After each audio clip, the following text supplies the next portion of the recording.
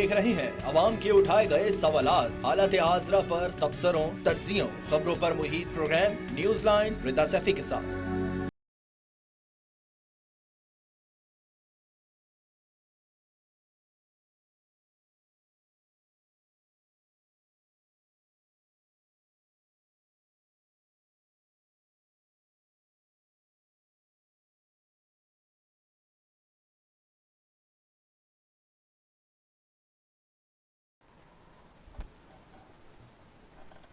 अस्सलाम वालेकुम, मैं हूँ रिदा सैफी। पाकिस्तान की सियासत एक बार फिर तेजी से करवट बदलती दिखाई दे रही है। साबिक वज़ीर-ए-आज़म इमरान खान जिस वक्त जेल में है, उन्होंने मुबैन तौर पर अपनी जमात को हिदायत की है कि 10 मुहर्रम उल हराम के बाद एक अवामी तहरीक का आगाज किया जाए। ये इंकशाफ इमरान खान की हमशीरा अलीमा खान की जानिब से सामने आया, जिसमें उन्होंने वाजे किया है कि चेयरमैन पीटीआई अब किसी किस्म की खामोशी के हक में नहीं है, बल्कि मैदान में उतरने का वक्त आ चुका है। अलीमा खान के मुताबिक साबिक वज़ीर-ए-आज़म इमरान खान ने पार्टी क़यादत को वाज़ेह पैगाम दिया है कि मुहर्रम उल हराम के एहतराम के पेश नजर फौरी इक़दाम न किया जाए, मगर 10 मुहर्रम के बाद पूरी ताकत के साथ तहरीक का आगाज किया जाए। पहले सुनते हैं क्या कहा उन्होंने।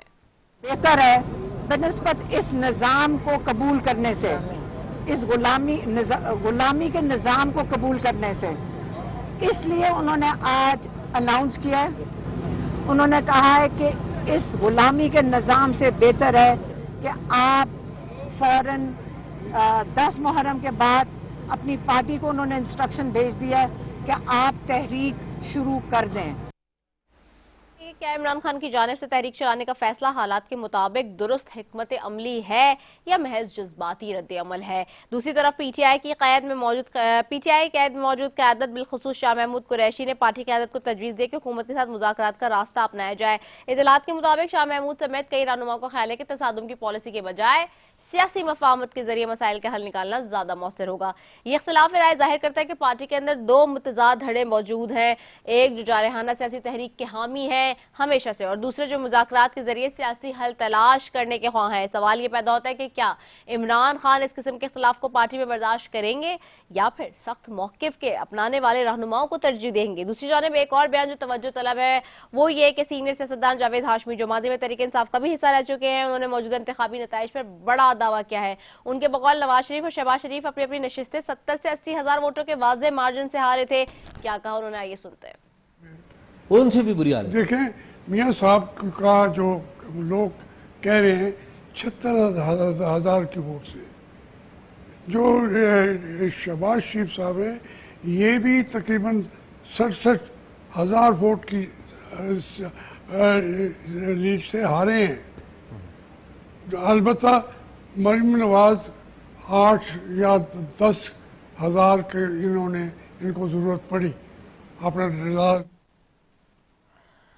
सवाल यह है कि जावेद हाशमी जैसे सीनियर सियासतदान का ये मौक़िफ़ तहरीक इंसाफ के बयाने की जीत है या नहीं। चूंकि पीटीआई एहतजाज की कॉल दे रही है तो जावेद हाशमी साहब का बयान भी इस किस्म के तमाम मंजरनामे में ईंधन का काम दे सकता है। दूसरी जानिब पेट्रोलियम मसनूआत की कीमतें बढ़ाने पर इस वक्त सोशल मीडिया, ट्विटर और दीगर सोशल मीडिया के ऐप्स के ऊपर, और हम देख रहे हैं कि मुख्तलिफ अपोजिशन की जमातों के रहनुमा ट्वीट करते हुए नजर आ रहे हैं मौजूदा हुकूमत की लीडरशिप के उन बयानात के साथ जो माजी में कहते थे कि अगर पेट्रोल की कीमतें बढ़ेंगी तो वजीर आजम चोर है। इसी सब पर बात करेंगे जी। मेरे साथ सबसे पहले स्टूडियो में मौजूद है राजन अंसारी है, तर्जुमान है वजीर आजम के सिंध के, नून लीग से। उनको खुशामदीद कहूंगी। बहुत शुक्रिया राजन अंसारी फॉर ज्वाइनिंग अस। मेरे साथ मौजूद है इस्लामाबाद से शफकत ऐवान साहब है, एमएनए है पीटीआई से। आपको खुशामदीद कहूंगी। बहुत शुक्रिया शफकत ऐवान साहब आपका। मेरे साथ जावेद अली शाह साहब है, एमएनए है पीपल्स पार्टी से। आपको भी खुशामदीद कहूंगी। बहुत शुक्रिया जावेद साहब, आपने हमें ज्वाइन किया। राजन अंसारी साहब आपकी तरफ आऊंगी। राजन अंसारी साहब, एक दफ़ा हम देख रहे हैं कि सियासत में फिर तब्दीली तेज़ी आ रही है, जहां एक तरफ जो नशिस्तों का मामला था रिजर्व सीट्स का, उसमें हुकूमत की वाज़ेह तौर पर जीत नज़र आती है, हुक्मरान इत्तेहादी की। बल्कि अगर ये कहा जाए तो गलत नहीं होगा, क्योंकि आप सबको वो नशिस्तें वापस मिल गई हैं जो फैसला है उसके बाद।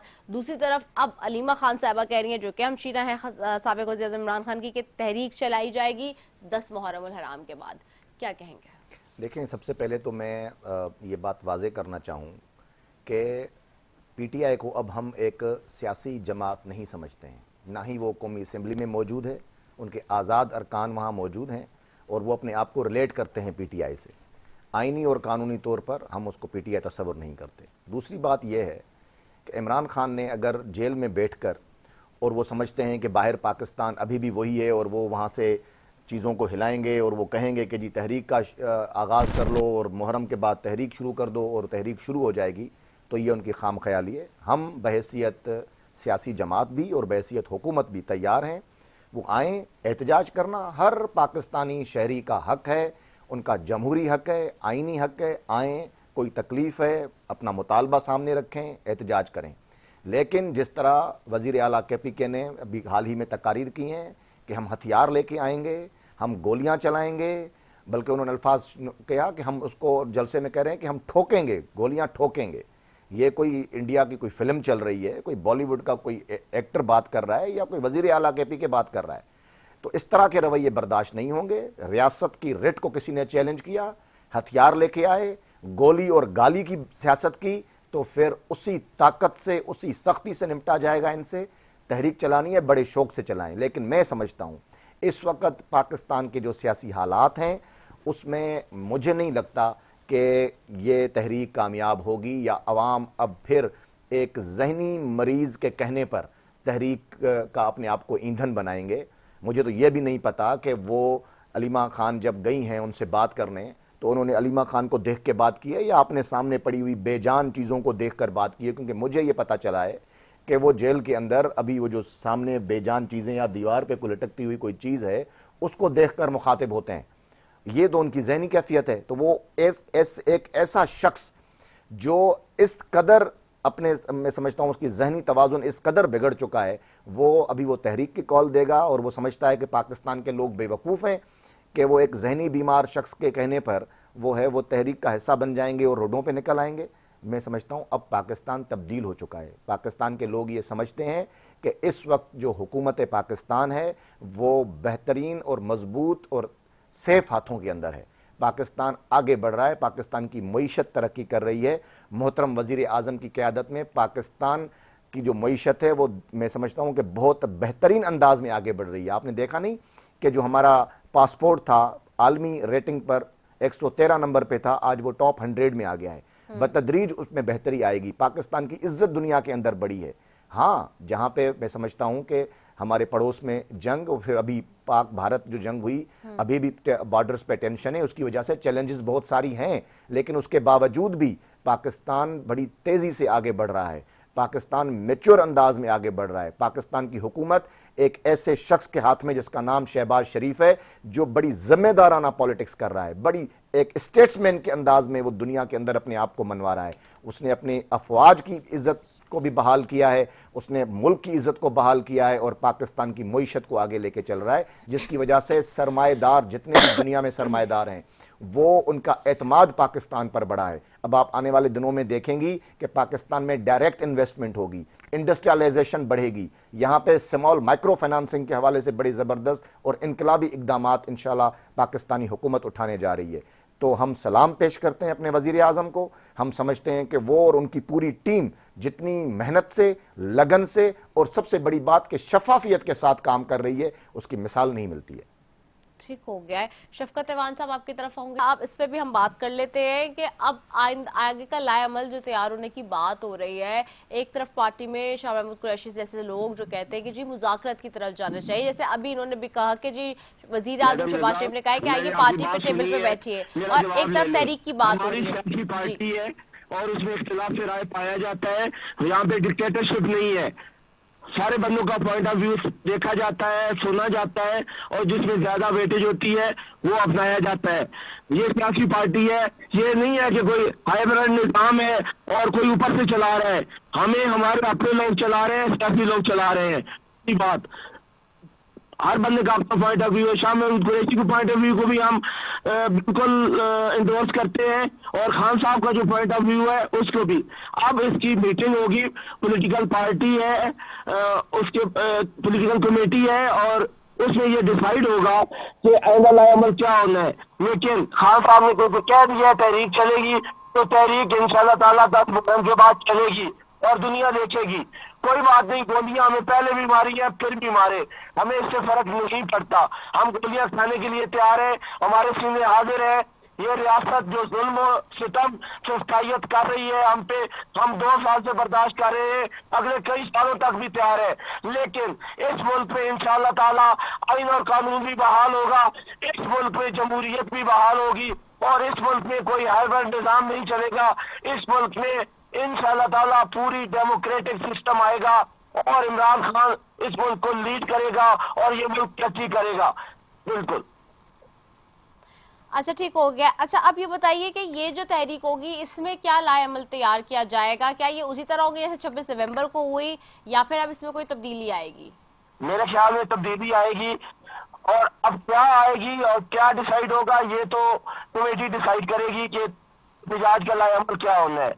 लेकिन एहतजाज डिफरेंट तरीके का होगा, वो जो भी फिर कमेटी डिसाइड करेगी। अच्छा, दूसरी एक और भी चीज बड़ी इम्पोर्टेंट है, वो ये है कि हम देख रहे हैं कि एक तरफ आप लोग ट्विटर वगैरह पे एक्टिव होते हैं और बात करते हैं महंगाई के हवाले से, लेकिन ये चीजें पार्लियामान के अंदर या फिर ये तहरीकों के अंदर उस तरह से नजर नहीं आती जैसे माजी की हुकूमतें थी। उन्होंने महंगाई मुकाओ मार्च किए, उन्होंने अवामी मार्च किए महंगाई के हवाले से, लेकिन अगर आपको इतने सीरियस इश्यूज और कंसर्न्स हैं तो फिर इस हवाले से आप लोग बात क्यों नहीं करते हुए नजर आते उन तहरीकों में?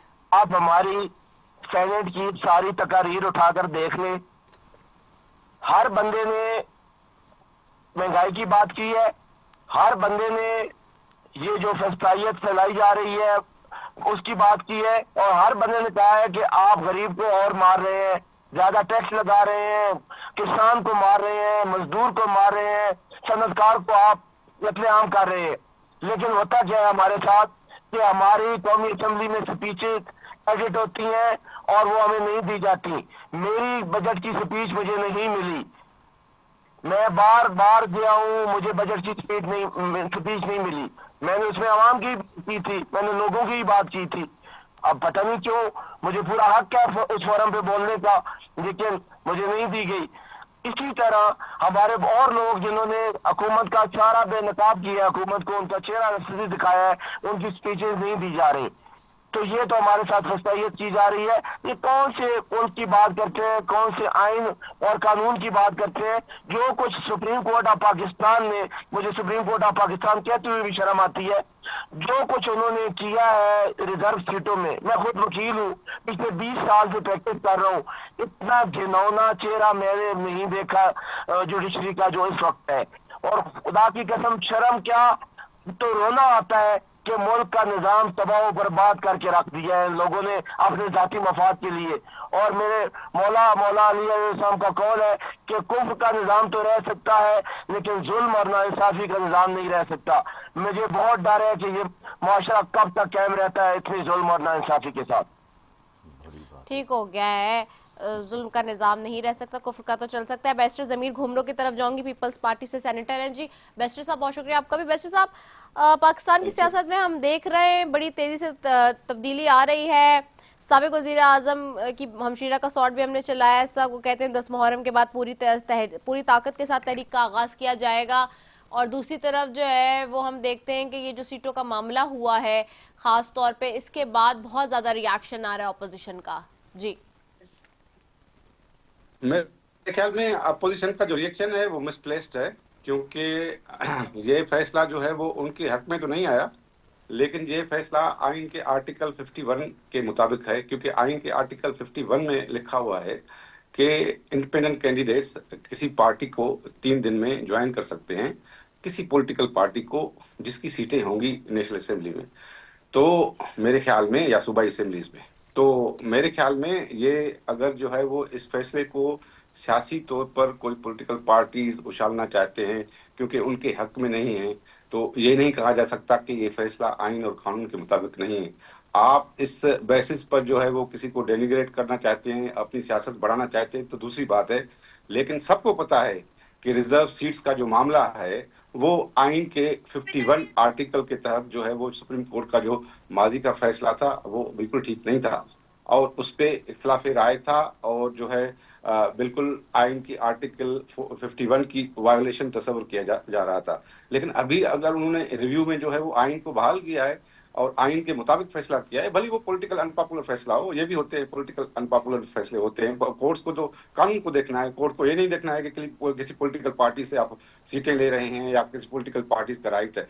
कोर्ट को तो ये देखना है कि आइन में क्या लिखा हुआ है। तो अगर ये आइन के मुताबिक फैसला है तो इसके मुताबिक मेरे ख्याल में सुप्रीम कोर्ट को इसमें जो है वो शाबाश देनी चाहिए, और ये जो है इसको पॉलिटिकल पॉइंट स्कोरिंग का जो है वो बुनियाद नहीं बनाना चाहिए।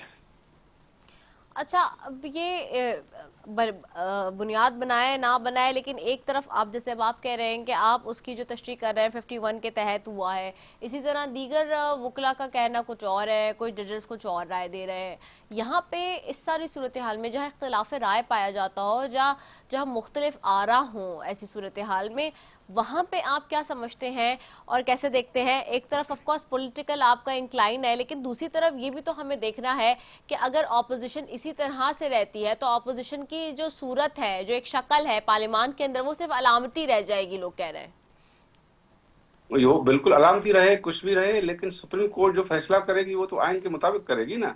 ये क्या सूरत हाल हुई कि अगर अपोजिशन को जो है वो स्ट्रांग होना चाहिए, उसके पास ज्यादा सीटें होनी चाहिए, वो फैसला आइन के खिलाफ हो, ये कैसे हो सकता है? ये तो पॉसिबल नहीं है ना। ये तो देखें, अगर जो भी पॉलिटिकल फैसला होगा पॉलिटिकल डिवाइड पर मुश्तमिल होगा, उस पर तो आराएं होंगी, पूरे मुल्क में होंगी। कोई पार्टी कहेगी कि ये सही फैसला नहीं है, कोई पार्टी कहेगी कि ये सही फैसला है, लेकिन सुप्रीम कोर्ट को तो आइन को देखना है ना भाई। अगर आइन के फैसला खिलाफ हुआ है और जो है वो ये 26 अमेंडमेंट को जो है वो टारगेट कर रहे हैं, पूरी दुनिया में जो है जजेस जो है वो एग्जीक्यूटिव मुकर्रर करती है in consultation process with judiciary, through selection process. America में जो है अमेरिका के प्रेसिडेंट जजेस मुकर्रर करता है और वो मशहूर होते हैं कि ये कंजर्वेटिव जज है और ये जो डेमोक्रेटिक जज है। और इवन अमेरिका में तो लोअर जुडिशरी में 87% ऑफ द जजेस कम थ्रू इलेक्शंस। तो कनाडा में भी ऐसे होता है और पार्लियामेंट्री जजेस को जो है रिमूव करती है। ये पाकिस्तान में पहली मरतबा हुआ है, इस वजह से आड़ लग रहा है कि जुडिशल कमीशन जो है वो जजेस की अपॉइंटमेंट कर रही है। और अभी भी जो जजेस के रिमूवल का पावर है वो पार्लियामेंट के पास नहीं है, वो जजेस के पास है। हालांकि इंडिया में पार्लियामेंट के पास है वो पावर, कनाडा में, अमेरिका में, साउथ अफ्रीका में, ऑस्ट्रेलिया में, इंग्लैंड में वो पावर जजेस के रिमूवल का पार्लियामेंट के पास है, अभी भी उनके पास है। सिर्फ जो है वो जुडिशल कमीशन को एक्सपेंड किया गया है कि उसमें जो है वो इलेक्टेड रिप्रेजेंटेटिव भी पार्लियामेंट के शामिल किए गए हैं। उस पर तो मेरे ख्याल में ऐतराज नहीं होना चाहिए कि जजेस की जो अपॉइंटमेंट है वो तो ट्रांसपेरेंट होनी चाहिए। बिल्कुल पूरी दुनिया में जो प्रैक्टिस चल रही है उसके पाकिस्तान में तो अभी भी कम है, अभी भी डिफिसिट है, डेमोक्रेटिक डिफिसिट है। पार्लियामेंट को पावर नहीं है जजेस को रिमूव करने का, इंडिया में पार्लियामेंट को पावर है। तो मेरे ख्याल में 26 अमेंडमेंट पर जो अटैक हो रहा है इसी पर हो रहा है कि जो है वो हमने इस प्रोसेस को ट्रांसपेरेंट किया है। और नंबर 2, ये इंपॉर्टेंट है कि सुप्रीम कोर्ट में चारों सूबों की बराबर की नुमाइंदगी होगी, क्योंकि सुप्रीम कोर्ट की ओरिजिनल जो जुरिसडिक्शन है it is to adjudicate disputes between 2 और more provincial and federal governments, उसकी ओरिजिनल जुरिसडिक्शन ये है। तो मेरे ख्याल में ये पाकिस्तान में 26 जो अमेंडमेंट है ये लैंडमार्क है, ये पहले होनी चाहिए थी, क्योंकि ये चार्टर ऑफ डेमोक्रेसी में हमने एग्री किया था, हमने तो फेडरल कॉन्स्टिट्यूशनल कोर्ट को एग्री किया था, लेकिन ये तो पॉलिटिकल पार्टीज के जो है वो कहने पर हमने कॉन्स्टिट्यूशनल बेंच बनाई, पीटीआई और जेयूआई के कहने पर बनाई गई, लेकिन अभी वो उस कॉन्स्टिट्यूशनल बेंच को जो है वो 26 अमेंडमेंट को टारगेट कर रहे हैं। हमारा तो नुक्ता नजर ये था कि मुल्क में फेडरल कॉन्स्टिट्यूशनल कोर्ट बननी चाहिए जो चारों सूबों की बराबरी की नुमाइंदगी पर मुश्तमिल हो। ये तो हमारा तो यही था, लेकिन इनके मुतालबे पर हमने ये कॉन्स्टिट्यूशनल बेंच बनाई थी। ठीक हो गया है। राजन साई साहब आपकी तरफ वापस आऊंगे। राजन साई साहब, ऑफ कोर्स फैसले के बाद और ज़्यादा ऑपोजिशन जो है वो ट्रिगर हो गई है और हम ये देख रहे हैं कि वो कह भी रहे हैं कि हम करेंगे अब 10 मुहर्रम के बाद पूरी ताकत के साथ तहरीक का आगाज़। कीपिंग दैट इन व्यू, हुकूमत के पास ऑफ कोर्स महंगाई के और बहुत सारे गवर्नेंस के चैलेंजेस हैं, साथ ही ऑपोजिशन फिर दोबारा से तहरीक का आगाज़ करती है, तो हुकूमत क्या रास्ता अपनाती है? देखिए, हुकूमत ने हमेशा वेलकम किया है। अभी भी मोहतरम वज़ीर आज़म ने अपोजिशन लीडर से मुसाफा किया कौमी असम्बली में, उन्हें कहा कि आएँ, टेबल पे बैठें, बात करें।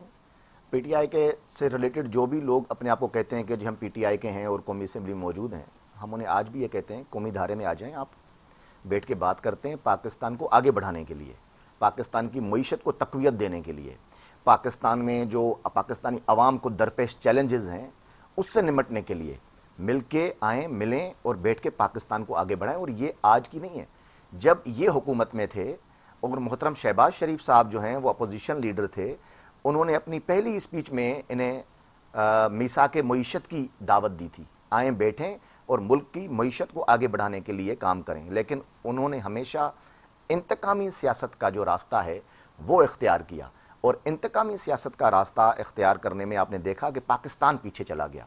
आप अमेरिका जाते थे, वहाँ जाके आप इशारे करते थे कि मैं ऐसी निकाल दूंगा, टीवी निकाल दूंगा। आप दुनिया में जहाँ जहाँ भी फिरते थे आपने पाकिस्तान की जग हसाई की। आपके वज़रा ने बैठ के जो है वो PIA के जो है वो हमारे जहाज़ हैं उनको ग्राउंड करवा दिया।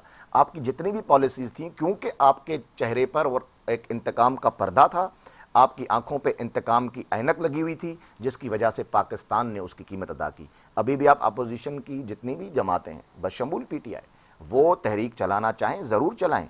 महंगाई के ख़िलाफ़ कोई तहरीक चलाना चाह रहे हैं ज़रूर चलाएं। पाकिस्तान में जो अगर कहीं भी किसी को कोई मुतालबात हैं, डिमांड्स हैं, रखें।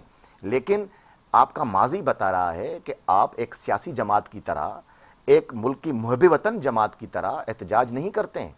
आप लाठी गोली की सियासत करते हैं। आप नजर आतिश करते हैं शुहदा के यादगारों को। आप पाक अफवाज की वर्दियों को नजर आतिश करते हैं। आप पाकिस्तान की जो असास है हमारी पाक अफवाज, उसको नुकसान पहुंचाते हैं। आप तो एक दुश्मन के एजेंडा पे काम कर रहे होते हैं। अभी क्या था, अभी जब पाक भारत जंग 3 दिन के दौरान इन्होंने इनके स्टेटमेंट्स देखें, इनके ट्रोलर्स के सोशल मीडिया अकाउंट्स देखें, ये कह रहे थे कि इंडिया की फौजें जब पाकिस्तान में दाखिल होंगी तो PTI के जवान इंडिया की फौजों के साथ मिलकर पाकिस्तान पे अटैक करेंगे। ये मुहब्बे वतन जमात करती है। और फिर आके हमें यहाँ पे आप बताएंगे कि जी इस तरह से जो है बात ना करें, और हमें बात करने का तरीका और सलीका आप सिखाएंगे। आप हमें सर्टिफिकेट देंगे कि कौन एजुकेटेड है यहाँ पे और कौन नहीं है। तो लिहाजा ये पाकिस्तान को उस तरफ ना ले जाएं। हम अभी भी आपको दावत देते हैं, आए, तमाम दुनिया के मसाइल का हल टेबल पे होता है। बैठते हैं, बात करते हैं, गुफ्तगू का सिलसिला शुरू करते हैं। आप अपने मुतालबात रखें। अभी जिस तरह ज़मीर घुमरो साहब ने कहा कि फेडरल कॉन्स्टिट्यूशनल कोर्ट बननी थी, लेकिन हमने तो कोई जिद नहीं की। जब अपोजिशन की जमातों ने कहा कि जी कॉन्स्टिट्यूशनल कोर्ट नहीं होनी चाहिए, आप कॉन्स्टिट्यूशनल बेंच बना दें, उसकी इस तरह से जो है वो फॉर्मेशन होनी चाहिए, हमने माना। तो टेबल पे जब आप बैठते हैं, कुछ आप अपनी बातें मनवाते हैं, कुछ आप हमारी बातें मानते हैं। इसी तरीके से दुनिया की जितनी भी तरक्की याफ्ता ममालिक हैं, कौमें हैं, वो आगे बढ़ती हैं। जिद से कोई चीज़ आगे नहीं होती। आप जिद करके बैठ गए, ठीक है, जिद से कोई चीज़ आगे नहीं होती है। दो तरफा ताल्लुकात और डायलॉग होना चाहिए। जी शफकत अमान साहब। जी हम डायलॉग तो उनके साथ करें, लेकिन उनके पास, बेचारों के पास ना तो कोई मैंडेट है बात करने का। इन्होंने कहीं और से पूछ के डिक्टेशन लेके सारा काम करना होता है। ये खुद कह रहे हैं कि पाकिस्तान में जमहूरियत नहीं है, हाइब्रिड निज़ाम है। तो हम तो हाइब्रिड निज़ाम के कायल नहीं है, हम जमहूरियत के कायल हैं। मुझे कोई बंदा बता दे कि ये हाइब्रिड निज़ाम, आप कल तक तो कह रहे थे जमहूरियत है जमहूरियत है, आपको ये अचानक से क्यों ख्याल आ गया? मैं उसकी वजह भी बताता हूँ। उसकी वजह ये है कि ये मौजूदा भी कोई हाइब्रिड प्लस निज़ाम है। जमहूरियत तो कहीं कब की दफन हो चुकी है, लेकिन ये 27th अमेंडमेंट लेके आ रहे हैं और कुछ भी नहीं रह गया आइन में या मुल्क में या जमहूरियत में या पार्लियामेंट में। जो कुछ बचा हुआ है उसका भी ये बेड़ा गर्क करने लगे हैं। मैं आज आपको बता रहा हूँ, मेरी बात लिख लें कि ये 27th अमेंडमेंट ला रहे हैं और बहुत जल्द ला रहे हैं। और 27th अमेंडमेंट में ये जो कुछ भी मुल्क में थोड़ी बहुत ही नाम नेहाद जमहूरियत का नाम रह गया वो भी खत्म कर देंगे। ये जुडिशरी को पहले ही फतह कर चुके हैं, ये मजीद इसमें इसका बेड़ा गर्क कर देंगे और पूरे का पूरा निज़ाम ये वो हो जाएगा कि बस फिर अल्लाह की पनाह ये सारा कुछ होने जा रहा है। और बड़े थोड़े, ये ऐसी नहीं है कि ये सीटें उनको दी गई हैं जो लोगों की PTI की जो बंदर बांट की गई है मुख्तलिफ जमातों में, ये ऐसे नहीं हुआ। ये पूरे एक पीछे इसके एक है सोच है, एक बैकग्राउंड है और वो है 27th अमेंडमेंट कि हम में कोई रोकने टोकने वाला ना हो और मुल्क का और आइन का और जमहूरियत का और पार्लियामेंट का ये वो सत्यानाश करने वाले हैं जो कि फिर पता नहीं कितनी नस्लें इसको मजीद भुगतेंगी। तो मैं आज भी इनको कहता हूँ कि खुदारा इस मुल्क पे रहम कर जाए। खुदा की कसम मैं वकील हूँ और लोगों को बताते हुए शर्म आती है कि मैं वकील हूँ, क्योंकि लोग हंसते हैं जुडिशरी पर। इतना ज्यादा आपने डिग्रेड कर दिया है वो इदारा जिसको मुल्क में सबसे सुप्रीम होना चाहिए था।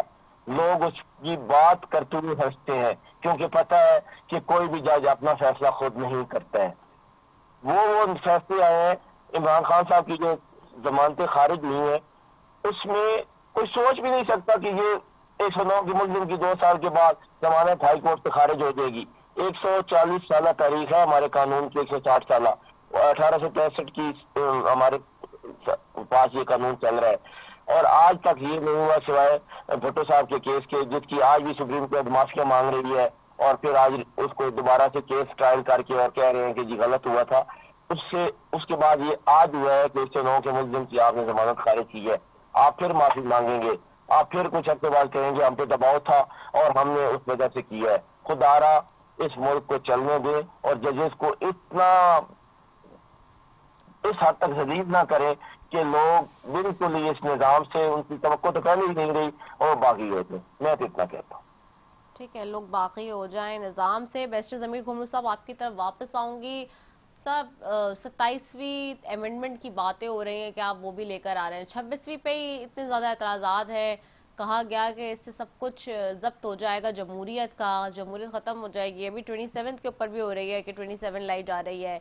दूसरी तरफ अगर ये देखा ना जाए सिर्फ कि अगर हम ऑपोजिशन की बात करें, पीटीआई की खाली बात कर लें, सिर्फ वही जमात नहीं है जो इलेक्शंस के ऊपर भी सवाल उठाती है, जो महंगाई के ऊपर भी सवाल उठाती है। हम देख रहे हैं माजी के सीनियर सियासतदान जो कभी जो है वो नून लीग का भी हिस्सा रहे हैं, पीटीआई का भी हिस्सा रहे हैं, मौजूदा इंतखाबात में बड़ा दावा करते हैं कि उनके बकौल नवाज शरीफ साहब और शहबाज शरीफ साहब अपने अपनी नशिस्तें 70 से 80 हज़ार वोटों के मार्जिन से हारे हुए। और इसी तरह से जितने लोग इस वक्त इलेक्शन में जीत के बैठे हुकूमत बना के, उनके किसी न किसी हल्के के हवाले से ये एतराज़ात सामने आ रहे हैं मुख्तलिफ रहनुमाओं के। तो कीपिंग दैट इन व्यू, इस बात को अगर हम जहन में रखते हैं तो सवालात तो उठेंगे ना, और सवालात तो हैं फिर शफाफियत के ऊपर भी इलेक्शंस की। फिर अगेन वही ऑपोजिशन तो कहती है ऑपोजिशन है ही नहीं मुल्क में, आपने दीवार से लगा दिया बिल्कुल सबको। देखिए, हमने 2006 में जो है शहीद बेनज़ीर भुट्टो और मियां नवाज शरीफ ने चार्टर ऑफ डेमोक्रेसी साइन किया और हाइब्रिड सिस्टम से हम निकल आए थे 2013 में और 2008 में जो है लेकिन वो है वो इंतहाई दुख के साथ करना पड़ता है कि बेनज़ीर भुट्टो साहब की शहादत हो गई और उसके बाद जो पॉलिटिकल सिस्टम था वो इतना स्ट्रांग नहीं हो सका जो विथस्टैंड कर सके जो है वो हर स्टॉर्म। लेकिन जो हाइब्रिड सिस्टम था पीटीआई वाले खुद ले आए थे 2018 में। हाइब्रिड सिस्टम के बानी पीटीआई है और अगर ये कहते हैं कि जो है वो ये हाइब्रिड सिस्टम है, आइन नहीं है, कानून नहीं है। अब जब इनके पास गवर्नमेंट थी तो कानून था, आइन था। ये क्या करते थे? ये तो नैब के जरिए गवर्नमेंट करते थे, एफआई के जरिए गवर्नमेंट करते थे, जजेस के जरिए गवर्नमेंट करते थे। उस वक्त क्या था? आवाम को ये याद दिलाना चाहिए कि उस वक्त क्या था। तो जजेस की गवर्नमेंट थी और ये एफआई और नैब के जरिए गवर्नमेंट चलाते थे और ये हाइब्रिड सिस्टम था, उसको ये याद नहीं करते। ये कहते हैं कि नहीं, अभी जो सिस्टम है, क्योंकि हम सिस्टम में नहीं है, हम गवर्नमेंट में नहीं है, इस वजह से जो है वो सब कुछ, आइन भी नहीं है, जुडिशरी भी नहीं है, सब कुछ नहीं है। मेरे ख्याल में ये अप्रोच जो है वो कंडेमेबल है। देखिए, अभी बजट पेश हुआ है, बजट में पहली बार गवर्नमेंट ने गुज़िश्ता साल जो है वो 18.8 ट्रिलियन का जो है वो गवर्नमेंट का खर्चा था। अभी गवर्नमेंट ने 17.5 तक उसको पहुंचाया। 1.3 ट्रिलियन का जो है गवर्नमेंट ने जो है वो एक्सपेंडिचर कम किया है, पहली मर्तबा है फेडरल बजट में। नंबर 2, अभी जो डेट पेमेंट्स थी गुज़िश्ता साल वो 9.7 ट्रिलियन थी डेट पेमेंट पाकिस्तान की। अभी इस साल जो होगी वो होगी 8.2 ट्रिलियन। यहाँ से गवर्नमेंट ने स्पेस जो है वो दिया है मुल्क को 1.5 ट्रिलियन।